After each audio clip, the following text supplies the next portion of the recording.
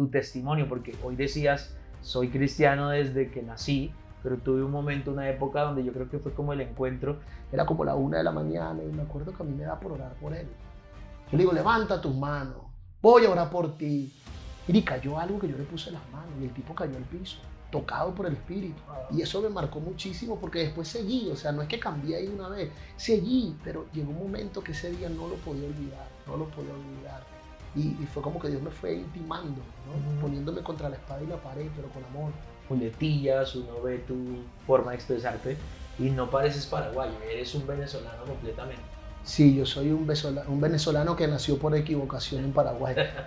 Y me dice, ¿dónde usted vive? Y le digo, en Venezuela. Y se me queda mirando y dice, ¿por qué usted vive en Venezuela si es paraguayo?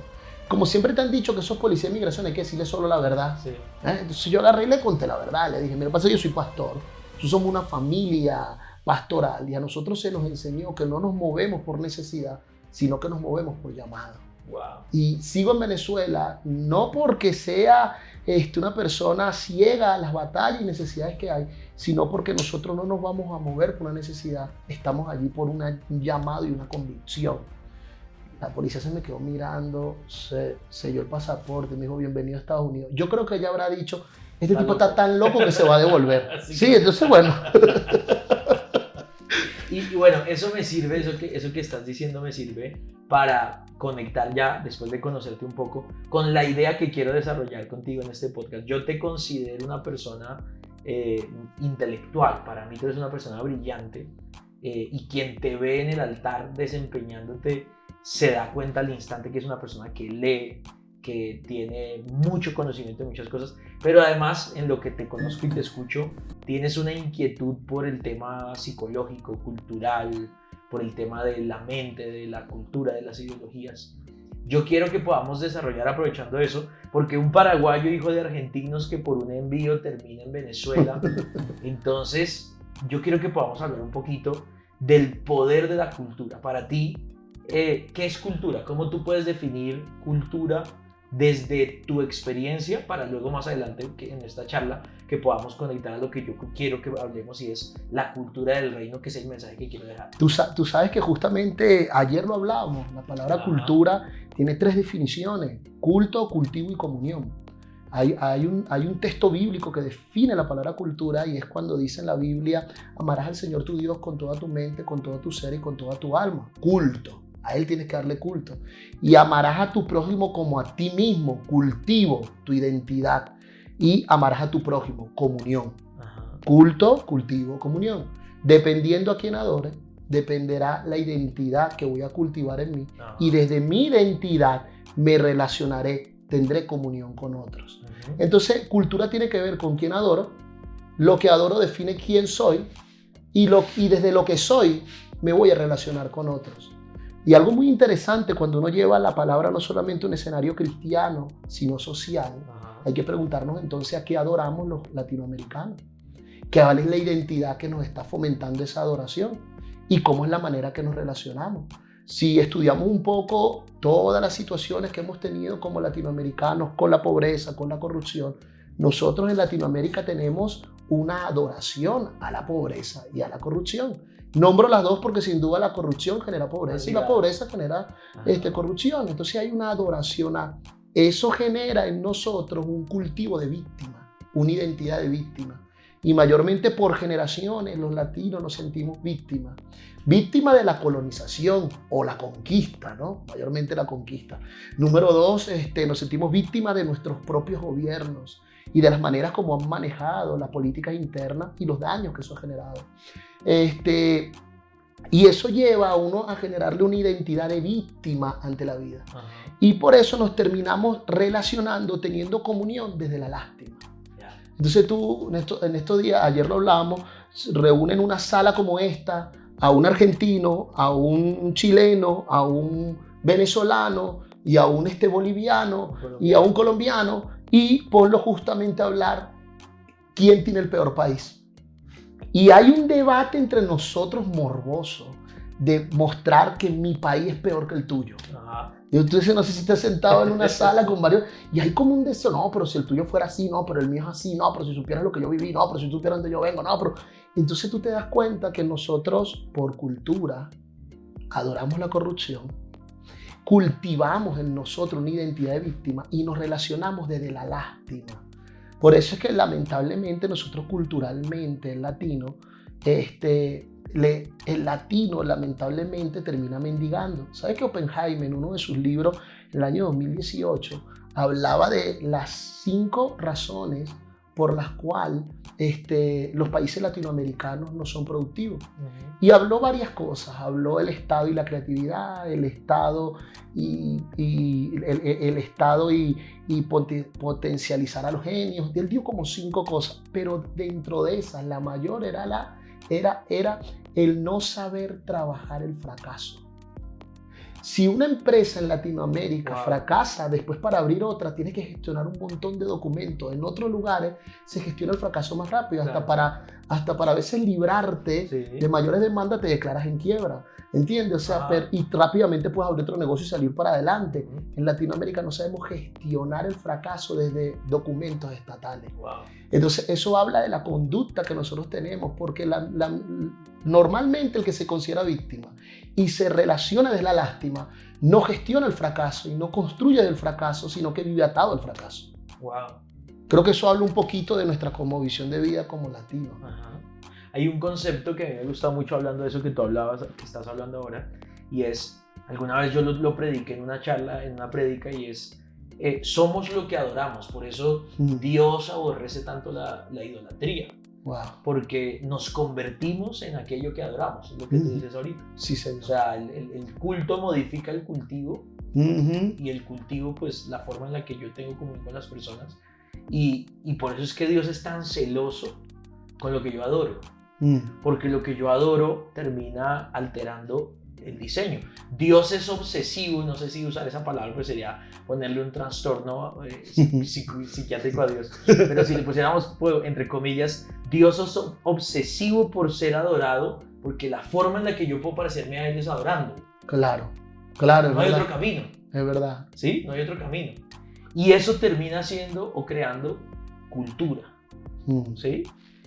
Te decía yo hoy cuando hablábamos de lo que íbamos a grabar, que pensando en lo que tú acabas de definir, quiero que trabajemos dos ideas. Escribí la frase para este podcast y es: la religión produce subcultura. Sí, la religión produce subcultura. Muy bien, estoy totalmente de acuerdo, porque para mí la religión crea microclimas dentro de un gran clima, ¿no?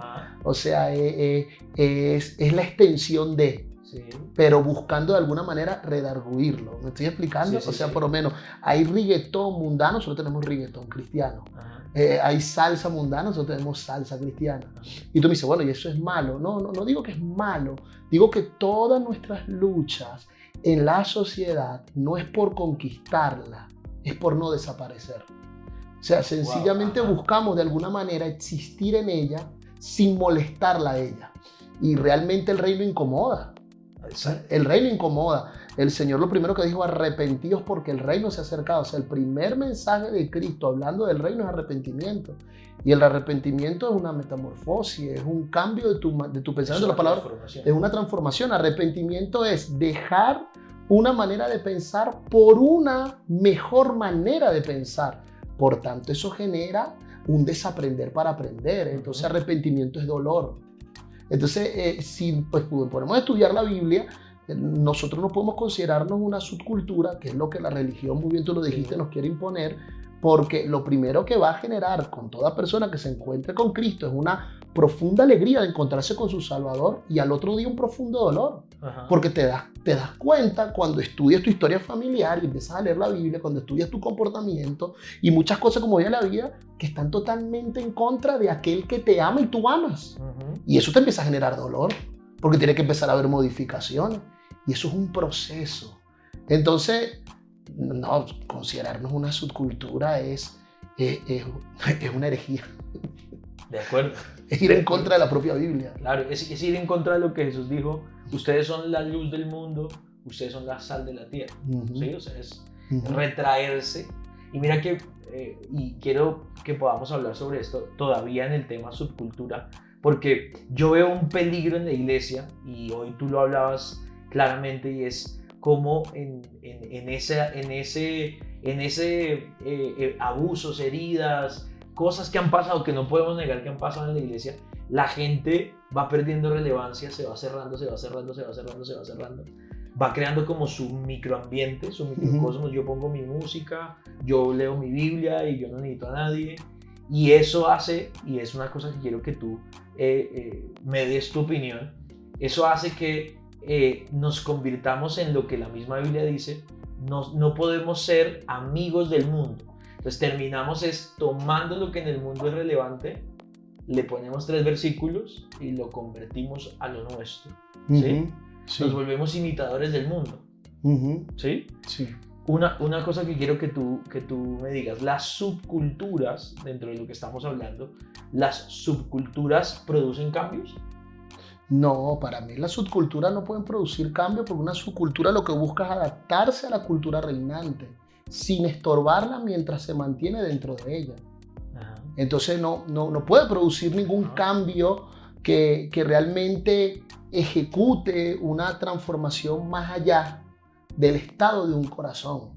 De repente un estado de un corazón puede cambiar, modifica comportamientos dentro de esa subcultura, mantiene ciertos patrones saludables para su desarrollo personal, pero a la misma vez también genera muchos miedos, pánicos, terrores y falsas percepciones de cómo relacionarse con el mundo.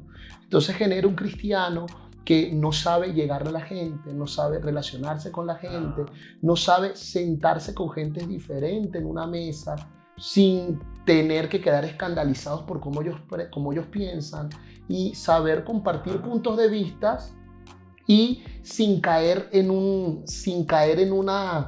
contienda o confrontación innecesaria. De acuerdo. Al menos que la conversación ya vaya hacia un menosprecio a tu fe, pero si no, ¿por qué no puedes hablar con altura y con valor? Debatir. Y hasta debatirlo y saber debatirlo. Entonces, para mí la subcultura lo que termina generando es personas que no saben pelear en el terreno de los argumentos y en el terreno del pensamiento. Ajá. Porque se cierran en donde están y no se abren a conquistar. No quieren conquistar. Quieren sencillamente asegurarse llegar al cielo sin molestar. Claro. Eso es lo que yo considero. Sin molestar y sin ser molestado. Eso también. Cuando tú ves la oración de Jesús por sus discípulos, fue: no te pido que los quites del mundo, sino que los guardes del mal.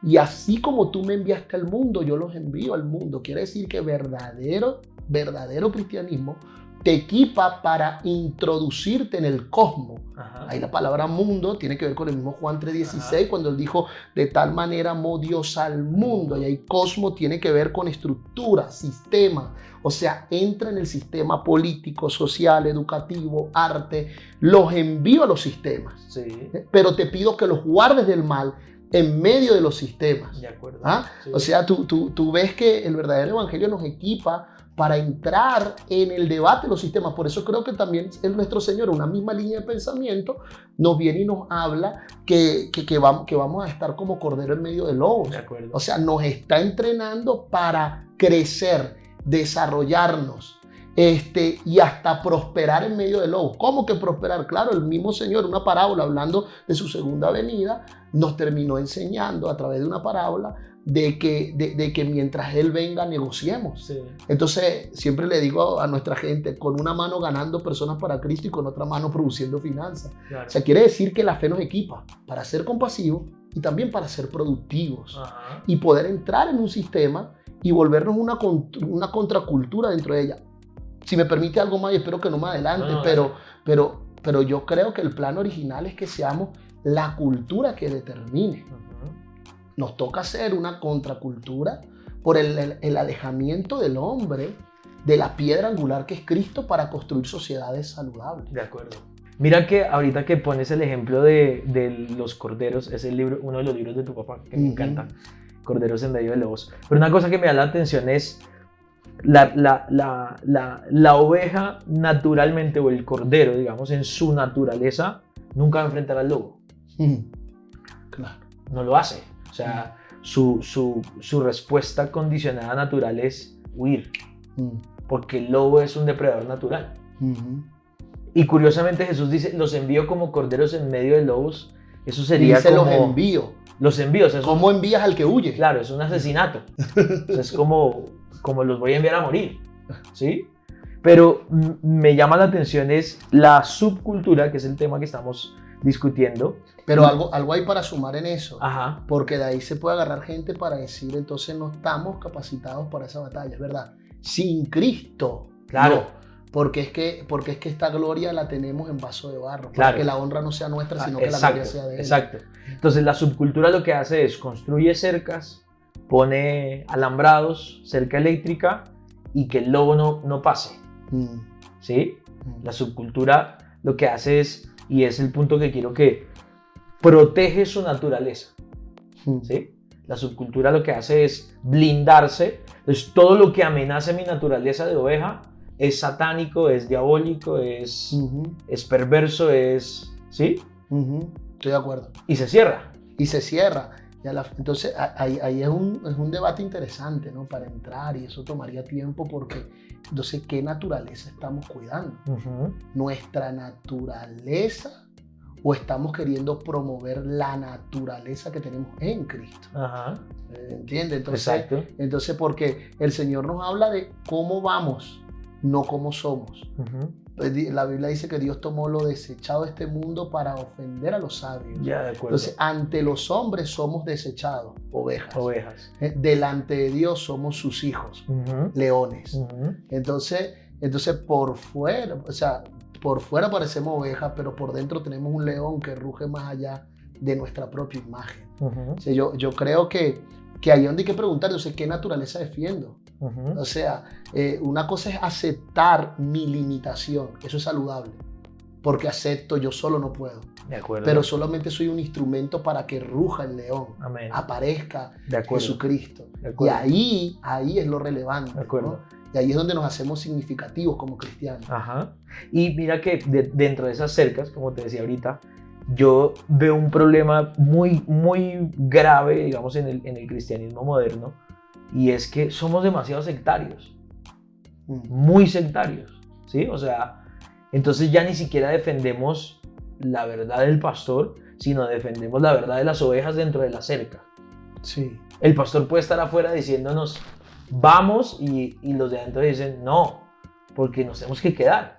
Entonces, mira esto y quiero también ver tu opinión de esto. ¿Puede una subcultura restarle poder al mensaje? Bueno, poder no se le podría restar, porque es el poder de la palabra de Dios, pero podría restarle impacto, si podríamos decir. O sea, el crear subculturas hace que el evangelio pierda relevancia afuera, o que el evangelio deje de ser atractivo.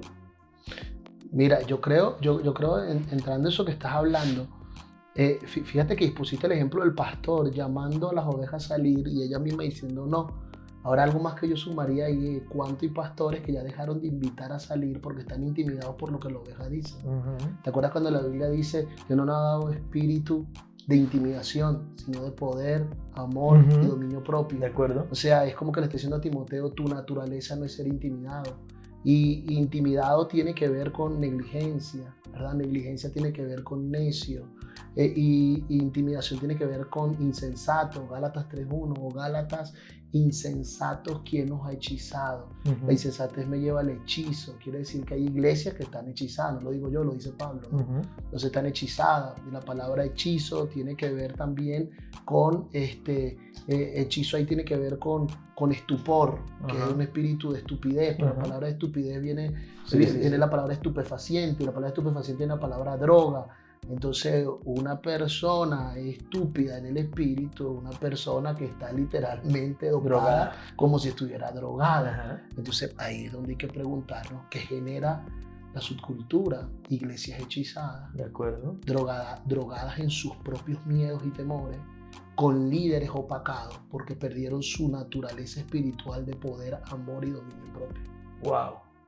Y entonces se vuelve frustrante para un pastor. Pero se vuelve frustrante porque él también no toma armas de su propio llamado y de la autoridad que tiene en Cristo. Porque entonces ya no vives para Cristo, vives para las ovejas. De acuerdo. Entonces yo creo que ahí es donde no solamente pierde relevancia la iglesia, es que también se puede volver hasta frustrante para el mismo hombre y mujer que fueron llamados a guiar. Lo desgasta. Entonces se produce un desgaste. Qué bueno que nos hayas acompañado en este episodio de Fotosíntesis Talks. Estoy seguro que lo que hablamos hoy va a traer inquietud a tu corazón, va a permitirte pensar y te va a llamar a buscar mucho más de la verdad. Espero que compartas este episodio, que lo compartas con tus amigos, familiares, y el próximo sábado te espero en un nuevo episodio de Fotosíntesis Talks. Entonces, una persona estúpida en el espíritu, una persona que está literalmente drogada, como si estuviera drogada. Ajá. Entonces, ahí es donde hay que preguntarnos qué genera la subcultura, iglesias hechizadas. De acuerdo. Es indiscutible que estamos en una sociedad que es contraria. De Jehová es todo y nos pidió Él, que de Él es todo, que discipulemos su nación. Nuestra gente no resiste. Sí. Y las tinieblas no descansan. Sí. Sí, entonces claro, nos toca una posición de ser